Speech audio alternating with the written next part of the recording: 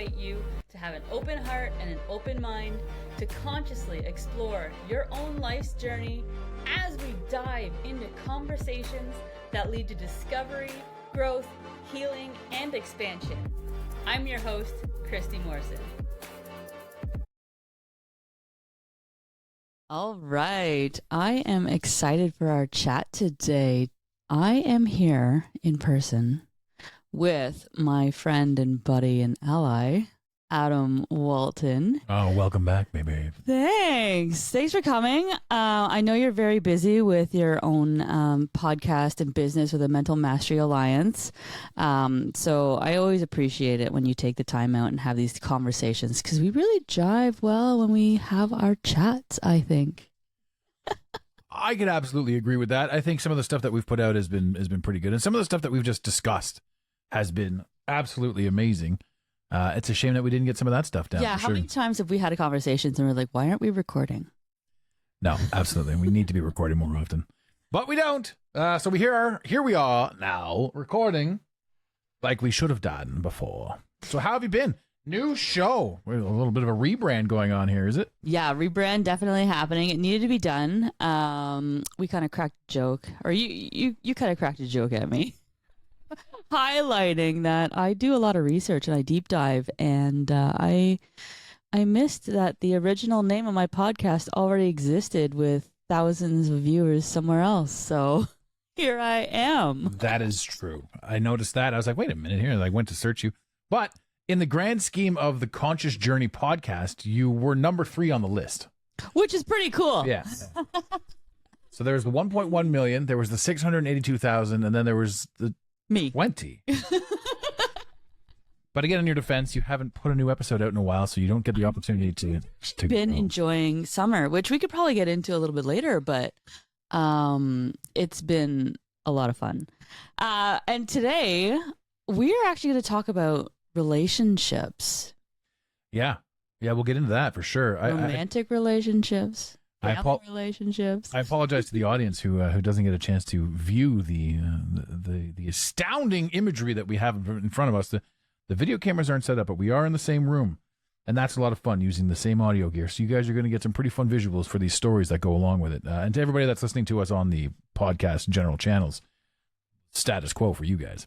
Yeah, so I think long term, having this just as the video, words bouncing around, whatnot, it's a means for us to get something out there, because I want to share some content. I want to have conversations with you, but we're going to be on video. Faux show. So you're saying I'll be back. Okay. All right. I think we have good combos. So until the conversations turn into complete garbage, we'll keep chatting. And until then... I don't want complete garbage. Yeah, neither do I. So, well, we come from 2 different backgrounds as far as our relationships go. It's 2 different, but yet also very similar. We have these conversations a lot. Yeah. I don't want to put words in your mouth, so I'm going to let you share your story, your own personal journey as far as relationships go. Maybe start with, I don't know, family relationships growing into personal relationships, and then I'll do the same. Interesting interesting lead in. I come from a background of conditional love. I come from a background where I'm only valid if I have something to offer. And that may sound horrible, and it may sound like I'm, being a terrible son or what have you, but I grew up until 14 in a bit of a messy scenario. Childhood divorce and all that sort of stuff, and the step parents were a bit askew and all that fun jazz. I'm sure there's a lot of people listening relating to even just that sentiment. Absolutely. Yeah, absolutely. And there's a lot of stuff too is that we don't talk about this. We don't allow ourselves to. It's taboo to talk about it, right? But you shouldn't say anything bad about people. Like, well, we're not saying anything bad. We're sharing an experience. Yeah, 100%. And, how am I supposed to understand myself if I can't talk about what I'm doing and what I've gone through? And this is one of those things that people are like, no, it's not up to me. I don't want to vent. I don't want to rat anybody out. And I'm not ratting anybody out. I'm sharing an experience and from your perspective. 100%. Yeah. So if my parental units want to listen to this episode, it's not like it's nothing that they haven't heard before, but my mother is notorious for, and I'm sure a lot of people can relate to this, instigating bullshit and then becoming the victim. So in my life as a young man, there was this ideology as a child that you need your parents' affection and that you should be doing what you need to do to get it. Well, they're the be all to end all as we're children, right? There are gods to us. They're like, oh my God, these people know everything. Yeah. And the older you get, the more you realize that they're just children living out their own unfulfilled shadow or unaddressed shadow. Yeah. You and I were talking about this earlier. It's like I said, I can't believe, like looking back now, I can't believe that I allowed. I mean, you don't know any better, but like how did you talk to a child with that tone? How did you talk to a child with that information, that knowledge? How did you? It's just it's so obscure. Like for reflecting on a perspective from a parent talking to a child. Yeah, and I'm not saying anything bad. I'm just saying from my perspective now, looking back on it from back then, knowing what I know now, I don't understand how you can talk to a child that way. I mean, like not a bad way, but like as an adult, having expectations of a child, and I'm guilty of it. Like you and I were talking about your family trip, how it's like you're looking at a 10-year-old and you're like, oh, she's very grown up. She's doing all these wonderful things. Yeah. And then 10 seconds later, they're just throwing a massive tantrum. And you're like, oh, right. You're just a kid. You're a kid. Yeah. It's so true. Yeah. So that to me, that started a few things off. And then I ended up leaving the house and moving in with my father in a completely separate town. So 5 hours up the road, I went to a brand new town at 14 years old and started carving a path there. But my father was a bit of a narcissist, a bit self-serving. And he and I didn't last too long living together. So it was an interesting sort of turn of events. It was an interesting life that I lived. It culminated with me feeling moderately abandoned. And again, this is now me telling myself a story as a child. How dare they do this to me? And it's funny because I look at my niece now and this girl gets the world handed to her. But the one thing she doesn't get, she's like, you're the terrible parents and all this sort of stuff. So I think to myself, maybe this is me. Maybe I was internalizing a natural child reaction too. Yeah, maybe I was inflecting some sort of additional, and I guarantee you I was definitely adding to it. But I mean, like, could it have been easier? Sure. Do I wish it was different? You can't wish. I was talking about this to a client earlier today. You can't be proud of who you are today and want to change what happened to you in the past or how your story played out in the past. Exactly, because if anything changed in your past, you would be a completely different person today. Absolutely. So if you had, let's say, the quote unquote perfect family life, the white picket fence, everyone got along like the Brady Bunch, and you all had dinner together and, shared stories, you would not be who you are today. 100%. You'd be a completely different person. And I'm not an atypical perfect person. I went through hell. I went through absolute hell. I put myself through hell.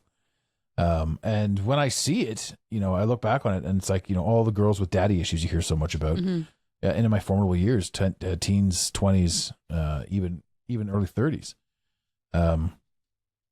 I was a terrible person. I say that, I mean, like, I've said that on my show before, and I've had people reach out to me from high school being like, I don't remember that version of you. Well, the more I'm actually hanging out with you, because we, I think we enjoy each other's company. Quite a lot, yeah. So when I hang out with you and I have friends that know you from way back when, Ottawa was a small town. One of them has a bad thing to say. You're like, wow, like I thought I was like a complete piece of shit, but all these people are like, you were so friendly and you were nice to me. Yeah, and so that's the thing, and so you view yourself now, you view yourself and your image back then as to how you thought you saw you. Yeah, like I thought I was a great kid, so maybe I'm an asshole and a lot of people maybe I'm the opposite. I don't see how anyone could think you're an asshole. But yeah, so for me it was interesting. So, I look back on that and I think, okay, well I was a prick, and there were some instances and some scenarios where I wasn't the nicest, and we all have that though. I've even had that. So it's normal. Yeah. Yeah, and people will say, I remember one of the funniest comments I would get, not funniest, but like one of the comments I would get is, "You're so mean to women." And it's funny because when I thought about that at first, I was like, well, my upbringing is this, and I was trained a certain way to believe a certain thing about certain about women, about this, about that. But my actual visceral reaction is, I'm not mean to just women. Mm-hmm. Like, don't limit me to just women. I'm mean to everyone. I'm mean to everyone. Yeah. Not the, but Yeah. that actually was a trigger, or I don't know if you want to even call it a trigger, but it was a moment of where you introspected. 100%. Yeah. You went in and you're like, okay, where is this statement coming from? Because that person has a projection. Well, and to say that I'm mean to women, it paints me with an interesting brush. Mm. You know, it's not like I could just be a dick to women and then be like super nice to the guys. Yeah. It's like I was a piece of shit. And there were moments in my life where I was a glorified piece of shit. Absolutely. And you know, I can attest to that, right? But that was all third dimensional talk. It was like, you know, survival of the fittest, you know, stand for something or fall for everything, you know, like, you know, don't make me get my back up. Like, it's personal. You made this personal. Like, I'm you know, all this dumb shit, you know? And so for me, when you're right, when they said, you know, you're mean to women, I thought that's wrong. That's wrong. That sounds intentional. Mm-hmm. And you can't paint me with that brush, because it's not like I'm limiting myself to just women. And further down the line, when I look back on it, it was like, I hated myself so much. And I think a lot of people sort of go through that. Maybe not. Maybe I'm, you know, an oddity in that sense, but I don't think so. I think everybody views themselves for the most part through the worst tint. And yeah, for myself, I never hated myself as a human growing up. I hated aspects of who I was. Like, I used to think I was fat. Yeah, we all did. Imagine we could go back today to the I used to think I was fat phase. Oh my God. I was like, when I thought I was fat, if I had that body now, I'd be like, girl. Yeah, 100%. Right? It's just a matter of time. We can get that shit. Yeah, but it's true. Everyone does have different battles that they're own fighting in their own head, that we tell our own stories from experiences that we've had in our lives, from projections on other people. It could be walking down the street, someone says something. I remember one time my grandfather, he's like, Kristy, you're looking fat. No. And I like lost it. I was like, started to cry. I was like, what are you calling me fat for? He's like, no one wants to be with a fatty. And I was just like, oh my God. So now reflecting on that, I'm just like, okay, now I see where I have these little. Yeah. You like these little nuances. Like, yeah. Grandpa, what the fuck's your problem? Also, stop looking at me. I'm 12. It is interesting, you know, and everyone thinks that they're doing what's right for you. Like, even, you know, my parents and my chaotic upbringing, I'm sure there was no actual vindication. Everyone's doing the best they can with the information that they have. Exactly. So for me to take it personally was foolish. It was the world I was born into, or the conscious journey. Oh, wish we could keep it. That's right. Or the soul contract, or whatever it is. It's part of what helped create. Yeah. But for me, I went off the deep end. I was definitely heavily into drugs and drinking and socializing. And at the time I had money galore because I was really good at sales. And I had confidence and I had charisma, and there was women everywhere and drugs everywhere. And eventually I just said, you know, I'm going to kill myself if this is the way it goes. And every single encounter, no matter what it was, I was trying to fill myself with something. And that was an unacceptable outcome. Every single time I tried to, you know, whatever, do the drugs or get the energy from the girl, I would wake up hating myself more. I would wake up emptier and emptier than ever before, and to the point where I just said, okay, I need a complete reset. I need to completely redo everything. I mean, that's pretty admirable to hit a point where you realize that, because a lot of people don't. Well, I was so miserable. They don't get that chance. And I was so over-consuming everything. Yeah. Everything. Drinking, drugs, women, everything. I was over-consuming. Just try to fill that void, fill that hole. And at the same time that I come to this realization, my mother's husband started getting ultra sick, and it was around Christmas time. And my sister and I had sort of discussed one of us having to move back and take care of her or him, the situation, with strength and youth. So I just said, okay, well, it's me. I need to change of pace. So I moved out of Montreal and came back. And in the process, knew that I needed to heal certain things. And a lot of it came from my mother, things I needed to heal from my perception of my upbringing.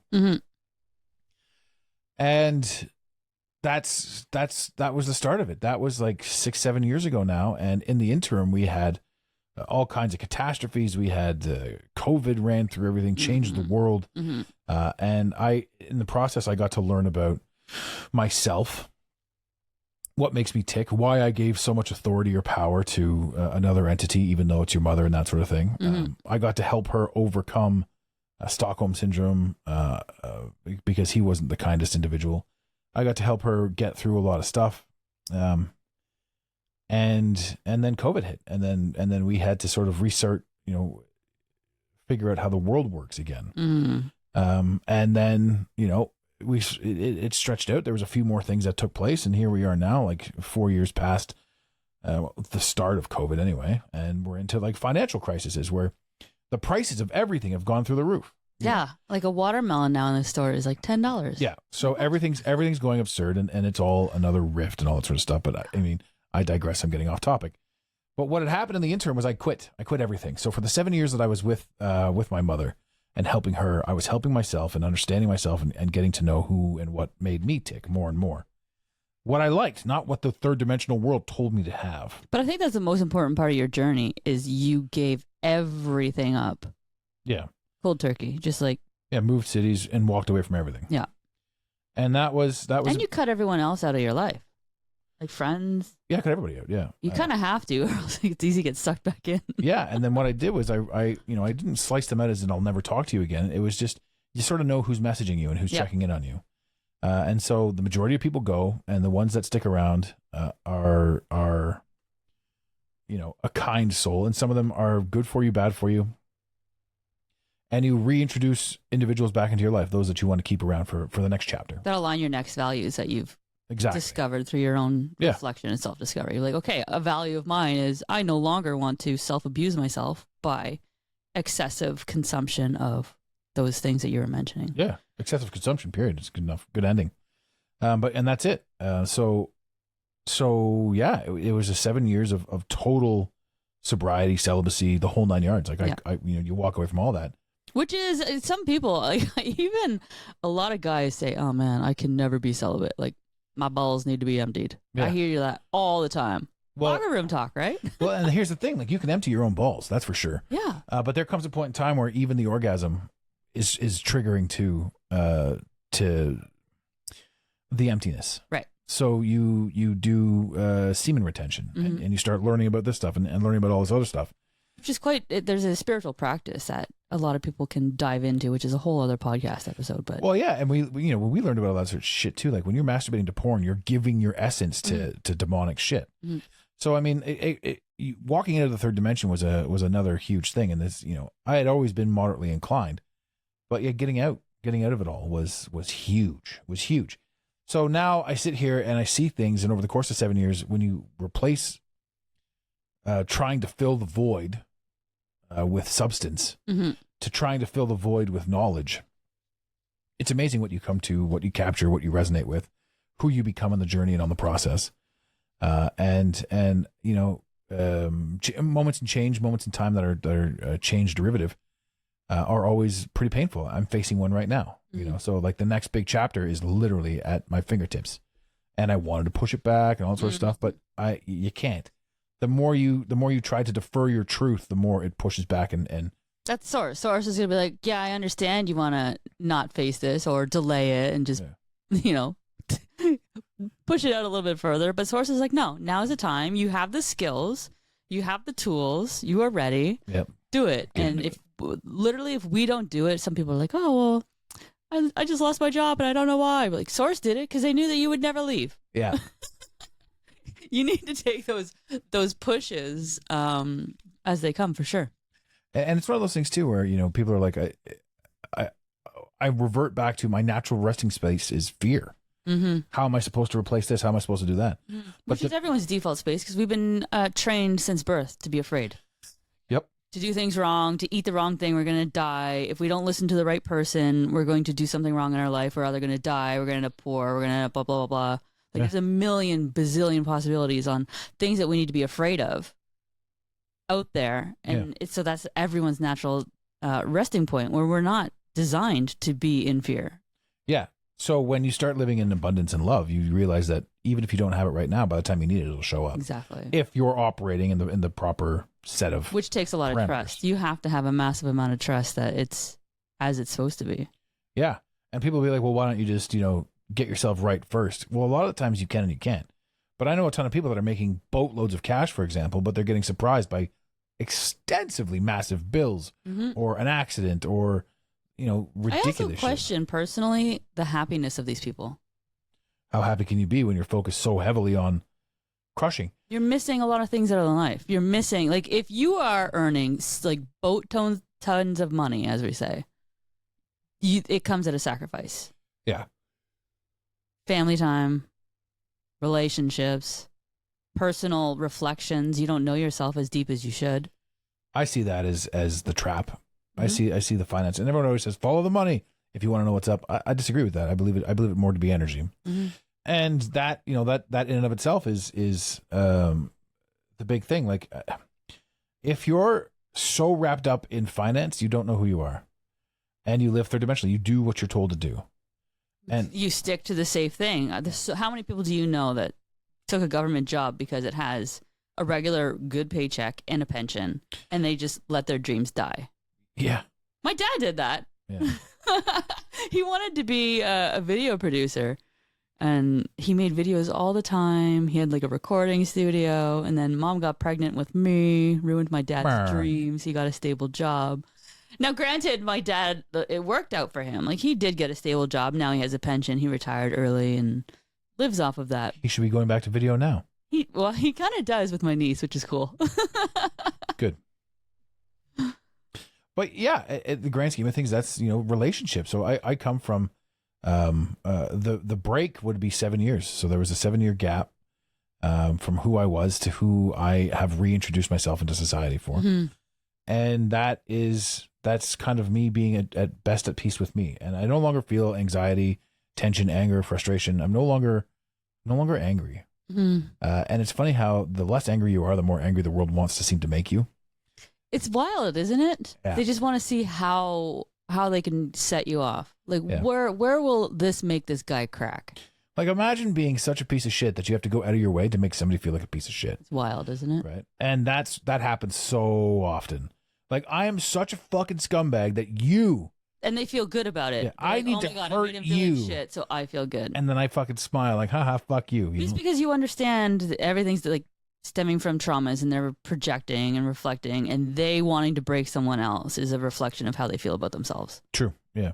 And I look back on myself too. I look back on who I used to be, and all of that anger that I spread out there, and frustration and hate and whatever the hell you want to call it, that stemmed from me. That's what I was feeling inside. So that's what I spread out there. So on that, you went on a 7-year hiatus of essentially life, went into your self reflections. 7 years in Tibet, you can call it. Yeah. Pretty much. Yeah. You had your own temple. You created your own temple. Agreed. Which takes a massive amount of work and dedication and, I would say strength, mental strength, emotional strength, a lot of the things that come into play. So at what point, at the end of the 7 years or so, relationships start popping up in your head? Personal relationships. You're like, oh, well, maybe I'm ready to date. What's out there? What's that like? No, I wouldn't do that. Be in Tibet forever? That's right. No, so relationships for people, like every single interaction we have with anybody is a relationship. 100%. And how can I cultivate a good relationship? Well, my niece was born in the time that I was healing. So I was able to create a bond with a new human, a brand new human. Fresh human. Out of the packaging. Big fan. Sorry to talk about you like that, sister. You're the packaging. But yeah, and it was nice to sort of have that connection, and just to sort of see her, look at the world. Yeah. Right. You get to watch them. You get to relearn by watching them. And I've learned a lot just by simply observing who and what and how she does what she does. And she's 10 years old now, and she's a wonderful little human being. She's going to go on to do great things. That's a relationship. My relationship with my sister got closer. My relationship with my mother got better. We at least talk. And so I worked on that. But, there are things that are just like, okay, so that doesn't work so well. And you realize that some people are still, no matter what, they're still going to fight their traumas, and they're still going to pinpoint you and how you were I mean, I think that's an excellent point because as we do our own inner work, sometimes people come with the assumptions that because I did the inner work, let's say for a mother, for example, if I have a problem with my mother, I healed my inner work because I have a problem with my mother. So therefore my relationship is going to be perfect and all rosy and blah, blah, blah. Well, no, this other person is also a human. They have their own inner work to do or not to do. That's their choice. So you just have to take that relationship for as it shows up. Yeah. So my mother essentially still wants to shit all over me because she feels like a small child inside. More often than not. The problem with that though is now I see it. Mm-hmm.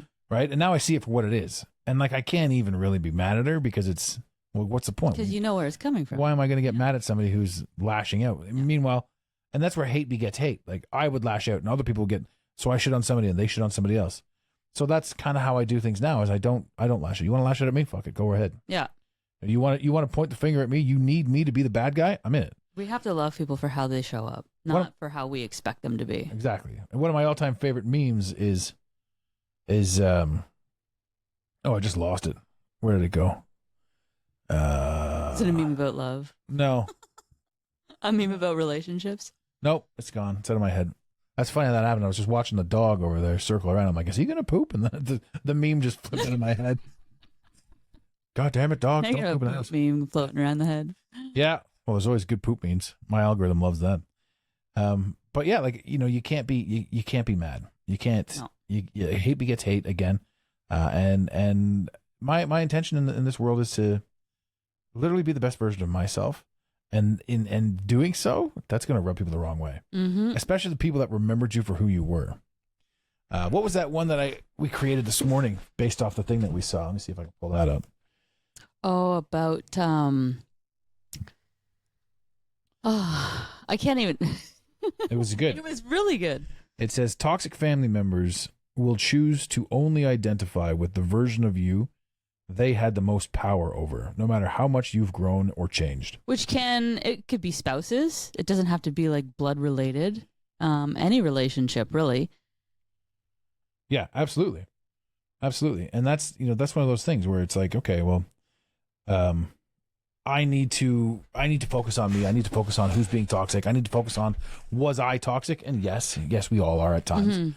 And I need people to accept their station as I accepted mine. Mm-hmm. And when you sort of look at it that way, you realize that you don't need to be anything to anyone other than true to yourself. Mm-hmm. This idea that we need to bow down and give to others more than our own is a distractory illusion as well.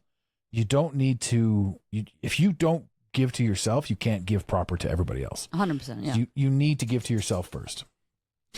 Yeah, no, for sure. And from my perspective on even my growing up, my background, I had a pretty good childhood. And I remember for the longest time when I was on my spiritual journey, I was like, oh, I have nothing to heal. Like, I had a good family. Like, I don't have traumas. And I found myself comparing my life experiences to other people as well. My parents are still married. I had a pretty good upbringing. It can't be as bad as everyone else's, so I don't have anything to deal with. Right. Lo and behold, being hyper independent, boss babe is a trauma response. Right. And there's different levels that are out there, and I don't even like to say levels because it's insinuating one is worse than the other. But it's different experiences. Different wavelengths, you could say. Yeah, that's a great way of putting it, a wavelength. And it's so funny because my mom and we never resonated on as a kid. She was too innocent, rose-colored glasses, kind of person. My dad was working overnight shifts, so he would work overnight, sleep during the day. And so I pretty much had to be pretty independent because I could, as a child, felt like I couldn't rely on my mom. Right. To make the right decisions in life. So that's I don't trust you, Ma. I'm doing this instead. Right? The more I reflect on it, the more that's where it stems from me, my perspective and my experiences. But yeah, it's completely wild thinking about those things, and how it shows up now being 40 something. And I'm unlearning how to, I don't want to be the boss babe. I don't want to be hyper independent all the time. There's a time for it and a place for it, and it's a skill. but it's also a trauma response that I don't want to show up forever in every situation of my life, right? Absolutely. The trauma response you're referring to, though, is it's one of your triggers. The other one is not only are you a boss babe, but you've demonstrated complacency and overt kindness to the point where you will forego your own self to make somebody else happy. That's actually been a huge portion of my own healing journey, is the complacency, and I even called it sacrificing myself 100% on to not hurt others. Right. Mostly in my personal relationships, like dating worlds. My first boyfriend, essentially, we were together for like 7 years. But 4 years in, I knew it was over. Mm-hmm. But I stayed for 3 more. Why? Well, I loved his mom. His brother was cool. I had nothing else to do. No one else was really looking at me. Blah, blah, blah. What if no one ever loves me? And I was like 14 to, I don't know, 18 or something like that. Right. Through the point of, who's going to love me out there? Because when you're a teenager, you think that's the end of the world. Like, I'm going to be alone for life, not realizing, hey, girl, you got so much ahead of you. You haven't even started. So I, I have traumas from that relationship. Like, he held a knife to his own throat and said, if you leave me, I will kill myself and the blood will be on your hands. Yeah, that's crazy. So I'm like, okay, I'll stay. I would have been like, I'm out. It's easy to say that, right? But as a young teenager in a first relationship, influence right? is totally, it's insanity. And you don't know it's unhealthy until you start doing your own healing journey. Yeah. And there was a point where he tried to pull that again. And that's when I was just like, just fucking do it. You can't put this in me. Yeah. He didn't do it. And I left the relationship, was in college, and then immediately found someone else. Right. And started dating them. And they, in my perspective at the time, were nothing like this other guy. Right. He wasn't like, I call them juice monkeys because he was in the gym all the time and he looked like he was juicing and had a big ego and blah, blah, blah. No, I met someone with like, crazy hair and really nice and funny. And then, no. Spent 20 years with him. And now I'm even going through my own separation with him. But it's wild. Well, relationships, I think that they take the form that they need to take to make us better versions of ourselves. Completely. And someone wise once said, who was it? Your relationships are a reflection of what you believe or you're worthy of, or I think it was you who said that. If it was me, I would have taken it from another influencer. Oh, you got good content on your podcast. I'm influenced by all kinds, and you know that too. Like none of your thoughts, none of anyone's originals. Thoughts. Yeah, no. They're all stemming from somewhere else. Everything that we have, like there's nothing new under the sun. In other words, so everything that we have it comes from somewhere. So it's not like I'm having these thoughts; it's that I'm radiating on this frequency. So those that are living in pain and darkness and fear, they're radiating on that frequency. That's where their brainwaves are. And I've said this before 1,000 times too. The radio, if you picture the old school radio with the dials, Mm-hmm. They don't make the music. Mm-hmm. They tune into it. Exactly. And your brain isn't making thoughts. It's tuning into a frequency. My mother, for example, I've invited her to numerous places. I've said numerous things. And I said, come, be nice. Let's just be nice. Mm-hmm. Come. It'll be nice to have you. And her immediately is like, no, you don't want me there. You don't want this. You don't want that. Well, why would I invite you if I did not want you there? Exactly. So it's one of those things where it's like no matter how much you try to do something for somebody, you can't talk to them. But that's their own also self-sabotaging and shit that they need to work on. And do you want to heal? Sure. Do you not want to heal? That's fine too. Right? 100%. Yeah. So sorry to cut you off. Yeah. When you vibrate on these frequencies, you're not talking to the same people. You're talking to either lower or higher frequencies. Yeah. And lower doesn't mean worse and higher doesn't mean better. Exactly. It just means it's a different channel, mm-hmm. right? So instead of lower or higher, say, you're tuning left or right on the dial if this is how we want to play this game. Mm-hmm. But that's imperative. You need to have the understanding that if you're talking to somebody on the lower end of the spectrum, they're going to need to be spoken to in a certain way. If you're talking to somebody on a higher end of the spectrum, that person's going to talk to you in a certain way, which will also trigger you. Yeah. And that's kind of crazy too, because if you meet somebody who's more like further along than you and you've become self-aware, it's almost like their shit seems condescending. Mm-hmm. But it's like, because I know for a fact for me, when I was going through stuff, I'd get agitated and over animated about certain things, but now I don't. I see past it. I see through it. I'm like, there's no point in even doing that, which almost makes me seem like I don't care anymore, but that's not true. I care greatly. It's not worth getting animated about. The cool part is I actually love how you mentioned it is all about the wavelengths, the energy of it. Especially that's how I kind of articulated it to my ex. I was like, I love you as a human, but our wavelengths are no longer synergistic. Right. And he automatically took it as I felt like I'm better than him. Superiority thing. I'm like, it has nothing to do with that at all. It's not one is better than the other. It's one is different than the other. It's like can't put a square peg in a round hole. You can't at all. And it's kind of funny because it's like a cell phone wave versus a microwave. Yeah. They have different frequency waves, but they don't do the same thing. Exactly. And then it was kind of funny. He's like, well, I don't understand why if I'm a toaster and you're a cell phone. I'm like, well, toasters don't have waves, but heat waves. Yeah, okay, heat waves, but it's still a different wave. So it's every person that you're encountering has their own energetic wave.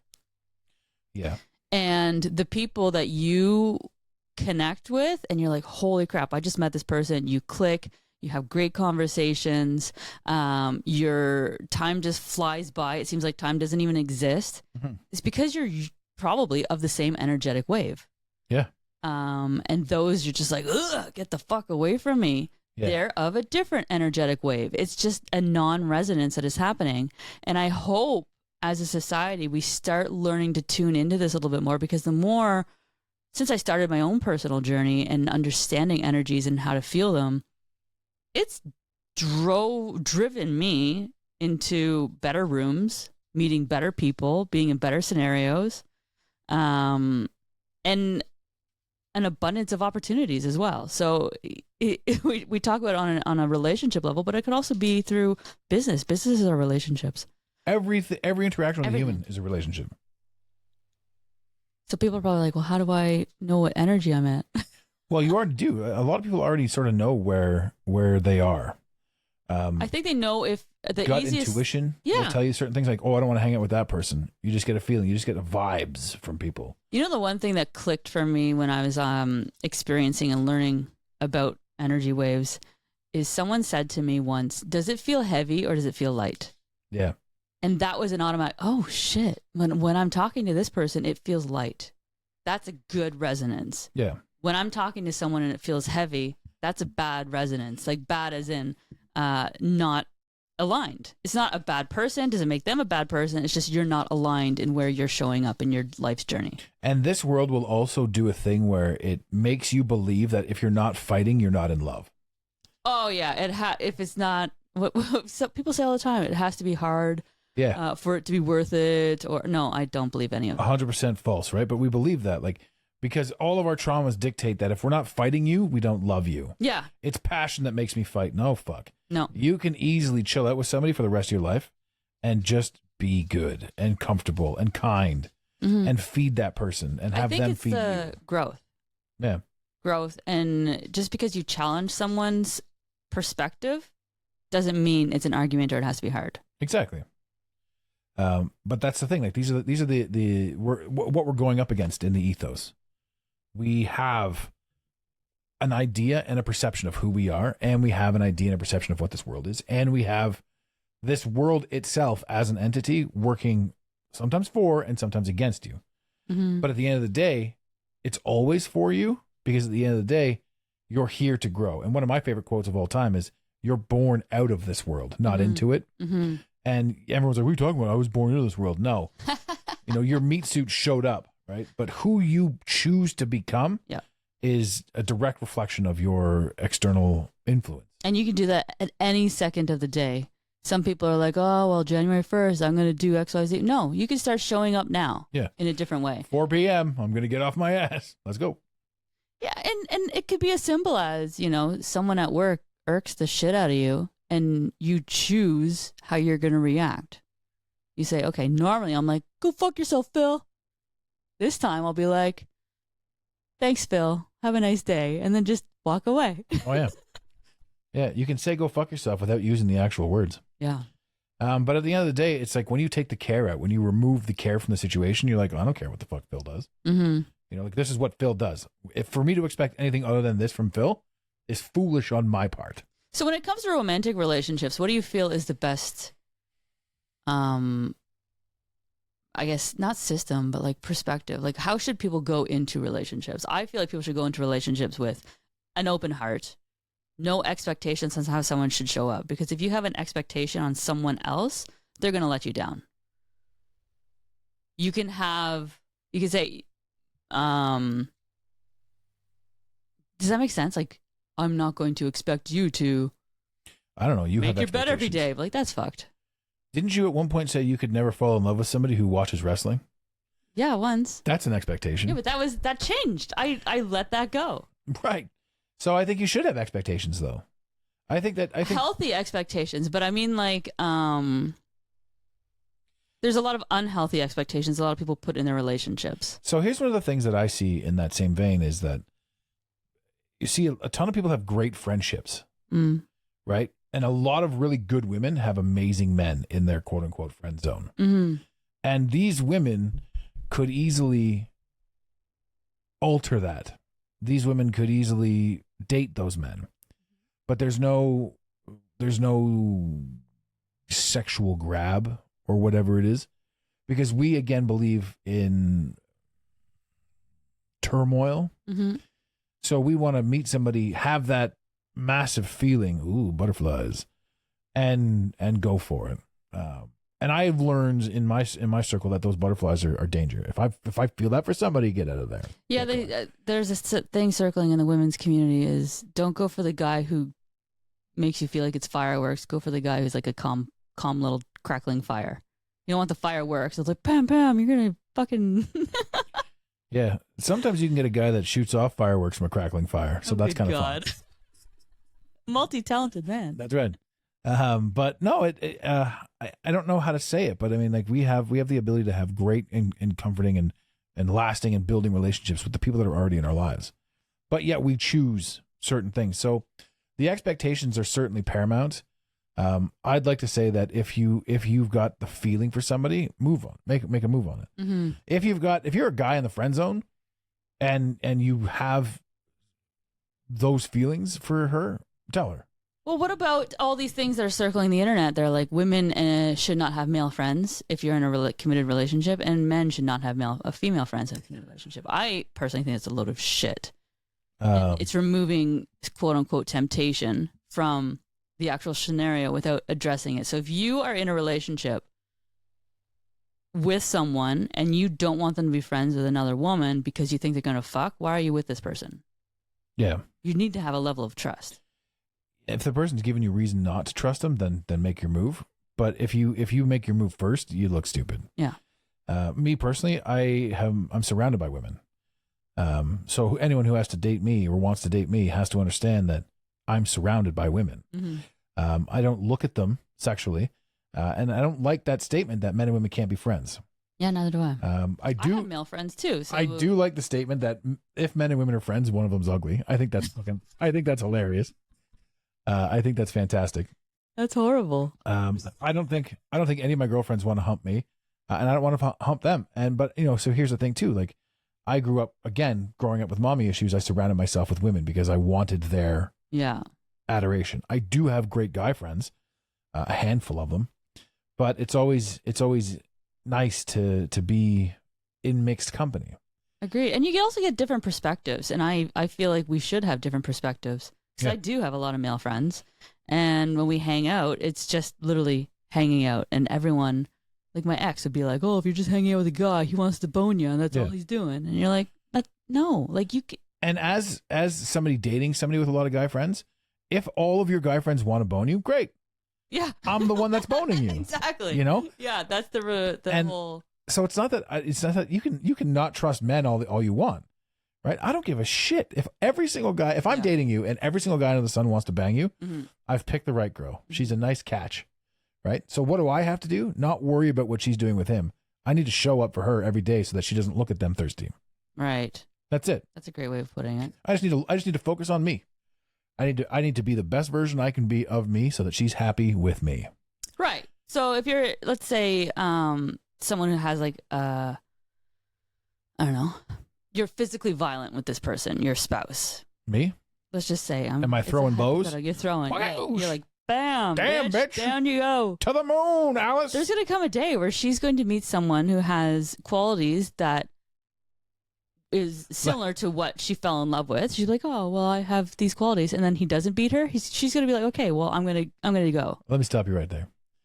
Any man that punches a woman is a piece of shit. Needs to go to jail, and that woman needs to leave. Yeah, regardless of absolutely anything. Any woman out there listening to this right now, if you're taking punches from your little boyfriend, get out. It also, you know what, abuse is another topic that we can get into. It's not just physical. There's also emotional abuse that women don't even weigh in. They say, oh, well, at least he doesn't hit me, and they stay. But yet they're like, oh, you're a cunt, you're a bitch, you're a piece of shit, you're never good. I heard this story about a friend of mine whom I quite like. I admire this woman. And she was working on her relationship with her husband, and they had gone out for dinner, and he has this tendency to overdrink. He doesn't know it, though. He doesn't believe that he's got anything wrong with him. And I remember this is like the last straw for her. And she was trying, though. This woman had absolute desire to keep pushing the envelope. Maybe I'm wrong. Maybe I'm wrong. And so this last dinner, he convinces her to go out on a date. I'm doing air quotes with my fingers. And she says, okay, let's go. And she's literally an amazing woman. And this man, for whatever reason, whatever it was, pushes the table up against her, which is a physical altercation, in front of a room full of people, restaurateurs. And he stands up or audibly yells at a higher octave than necessary, the C word, cunt, calls her a cunt in public. This guy then doesn't understand why she's decided to move on after however many attempts at repairing this. I look at this sort of thing and I think to myself, at what point does the woman take responsibility? And I know the man has to take responsibility, because if the man wants something more, he has to be something more, do something more. All men, all humans have the ability to change. But the minute you say to yourself, what can I do as a woman? How could I have prevented this? And I'm not victim shaming this scenario. What I'm saying is trace it back inside your own head, because at the end of the day, ladies listening to this show, and men, if you're listening to the show, this also applies to you, but predominantly women who are in emasculating relationships. At what point do you put yourself first? How far back do you have to go into the relationship for you to say, it was at this point that I should have said something, done something, been something? Yeah, it's usually a culmination of microaggressions that compound over time. Because these lack of masculinity men, you teach them how to treat you. And your kindness, don't mistake my kindness for weakness, all that sort of stuff. Your kindness can often be misinterpreted. And these men think that they can get away with more. And the more miserable they become in their lives, the more pain they're going to cause you. So they're obviously, the aggressor. But what happens in these scenarios too is you say things and he says things and they say things, and next thing you know, you guys are at each other's throats. So to help you moving forward, to help these people, to help anyone moving forward from these scenarios, the best thing you can do is deep dive yourself in this scenario and say, at what point would I have made this change? At what point could I have done differently? Exactly.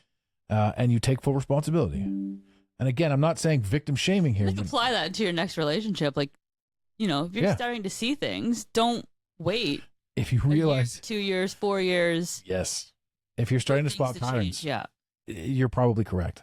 You should, in a relationship, I believe, be able to, in a calm and professional, not irrational manner, have a conversation with your partner and say, okay, this is how you're showing up for me. I feel XYZ.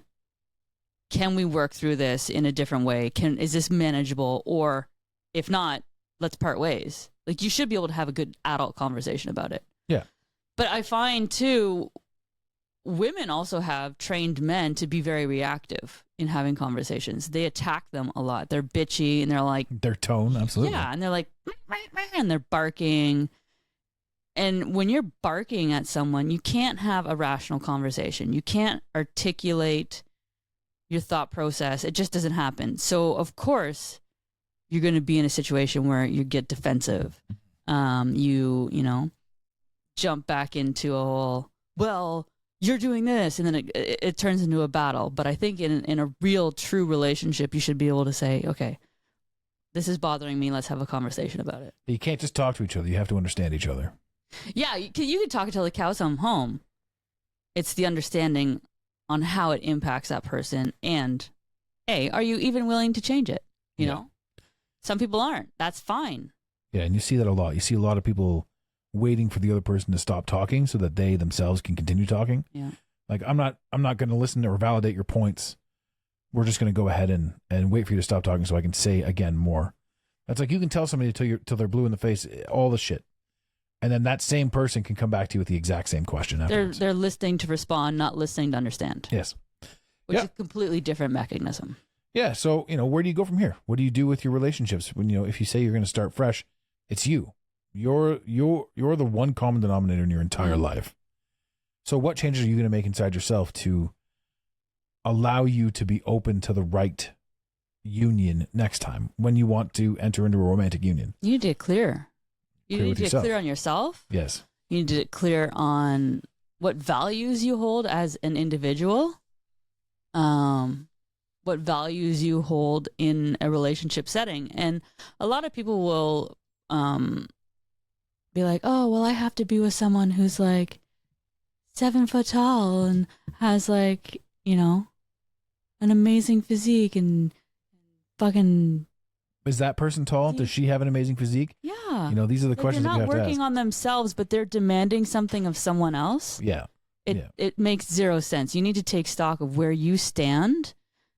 And imagine being an alcoholic, losing your wife, and demanding answers and wanting her back and all that sort of stuff, and sort of ridiculing her across the way about certain things, but at no point ever being able to put the bottle down.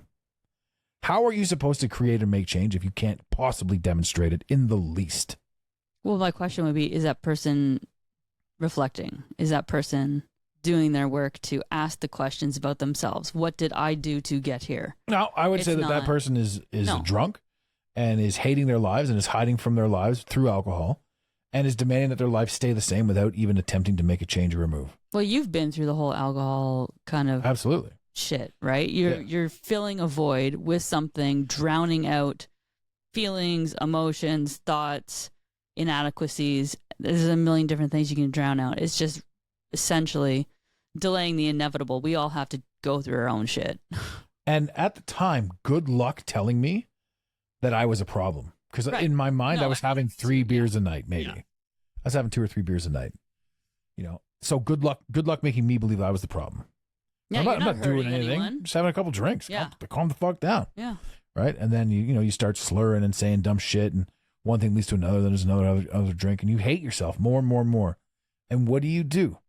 You're just a little prick to everybody else, especially if you're small. Like if you're a man who's small in stature, you're like a pit bull. You're already on edge. You're already aggravated that all the men are taller than you. Napoleon syndrome, is that? Yeah.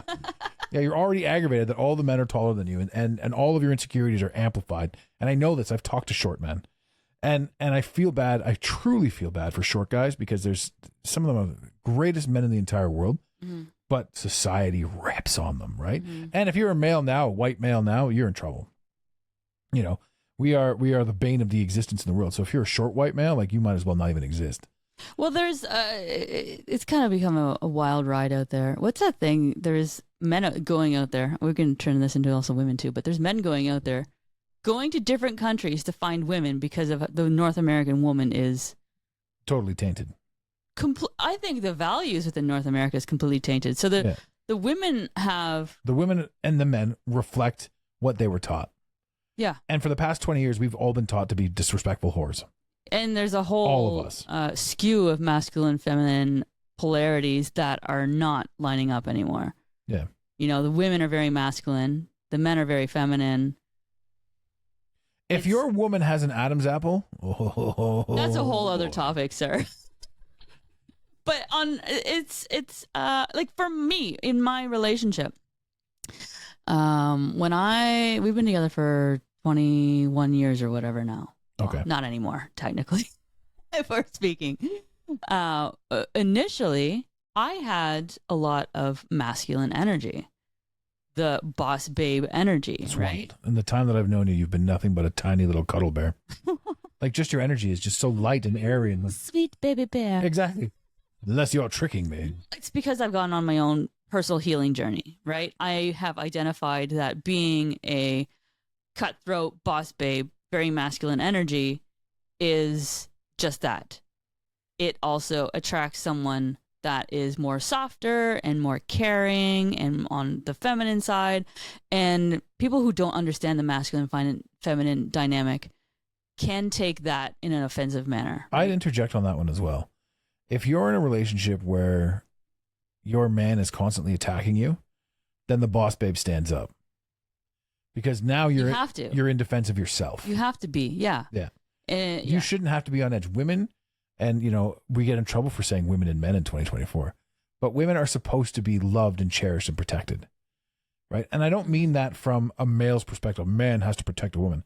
I mean, the woman is the most powerful, most beautiful thing in the entire world. She is the giver of life. She is the union of everything. Yeah, you're not saying they're weak ass bitches that you have to protect. No, they are strong forces. I'm saying women are 1,000 times more powerful than men. Women have women are the child bearers. They're the givers of life.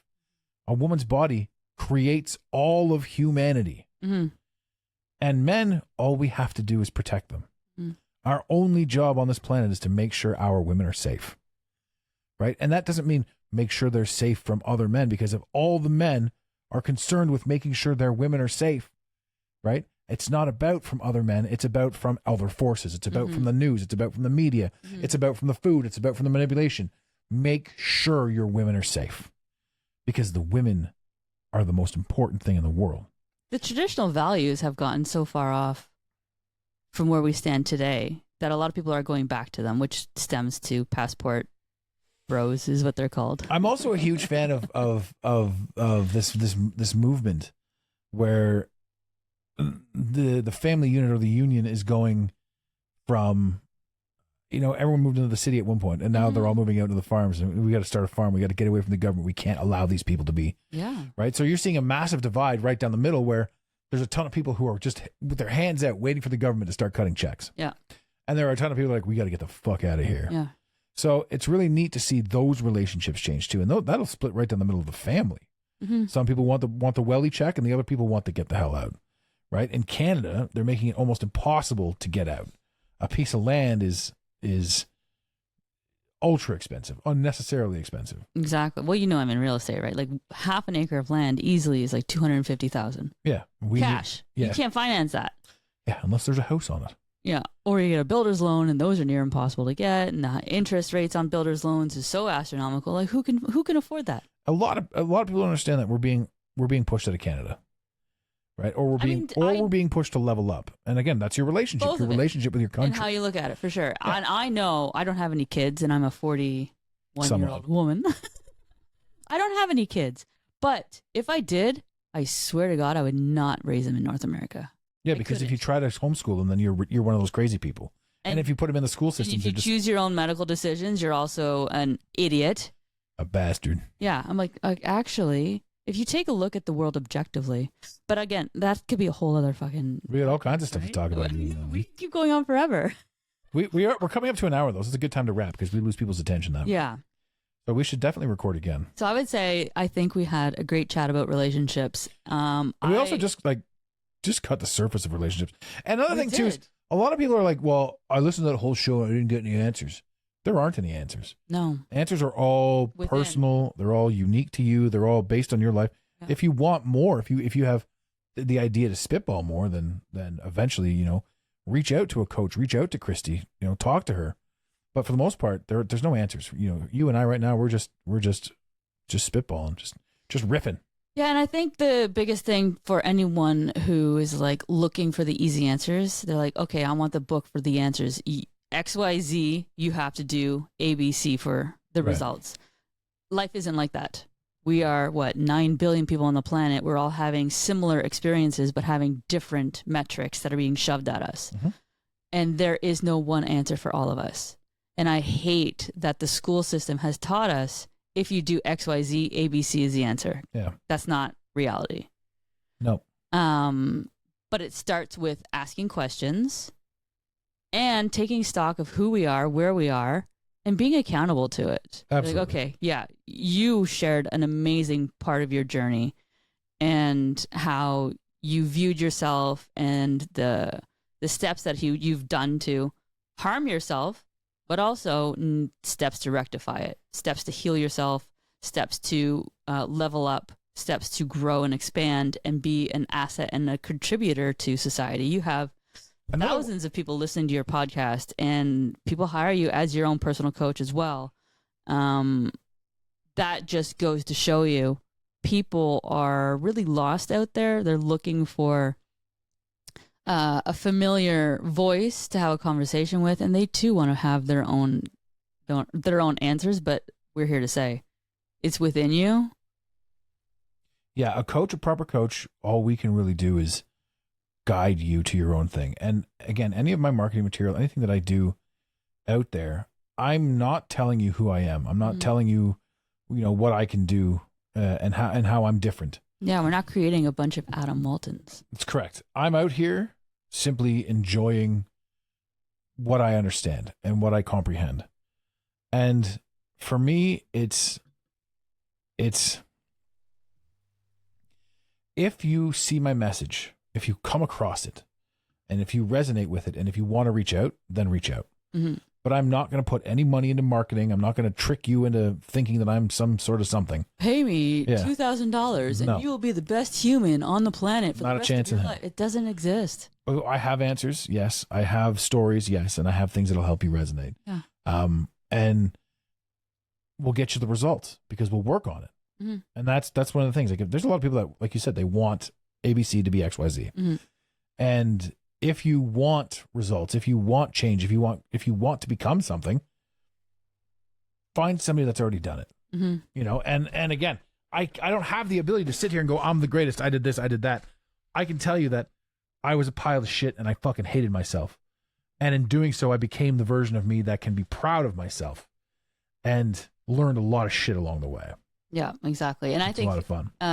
Make mistakes too. We're going to make mistakes. We're going to, and I don't even like calling them mistakes. I just like calling them lessons. They're experiences that we're learning through. What's that? You either win or you learn.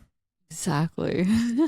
Okay. Well, we could go on for hours and hours and hours. It's true. We will have more chats, I'm sure. Thank you for taking the time to chat with me. I really appreciate it. And until next time, my friends, be sure to like, subscribe, share. If this resonates, leave a comment. We really want to hear from you. We want to have conversations with you directly. So feel free to reach out, leave us a comment in the comment section, and, show us your authentic selves just like we are. Thank you.